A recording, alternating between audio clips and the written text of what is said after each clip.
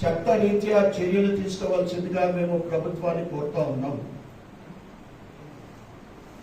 దాన్ని మేము పూర్తిగా తీవ్రంగా ఖండిస్తా ఉన్నాం. రాబోయే రోజులు ఎవరు కూడా ఇటువంటి సాహసాలు చేయకుండా వారిపైన చర్యలు తీసుకోవాలని మరొకసారి మేము ప్రభుత్వాన్ని డిమాండ్ చేస్తా ఉన్నాం.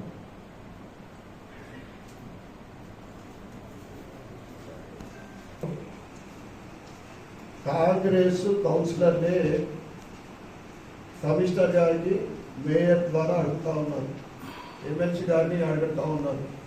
200 యూనిట్ల కరెంటు ఏదైతే ఉచితంగా ఇస్తా ఉన్నారో ఇప్పటికి కూడా అమలు అయితే లేదు. బిల్లులు వస్తూ ఉన్నాయి. బిల్లులు కట్టకుంటే కరెంటు కట్టలేదని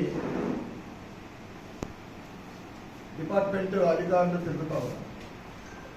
ఇది 200 యూనిట్ల మహాలక్ష్మి స్కీమ్లో ఉచితంగా మహిళలకు ఇస్తున్నారు.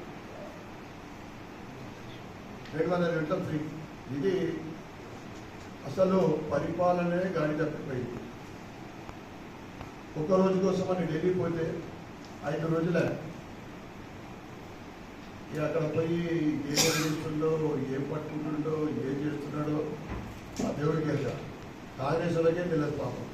మంత్రివర్గాలు ఇస్తానని వీళ్ళు దీనికోసం పోయి నేను ఒప్పుకోవాలనుకుంటాను.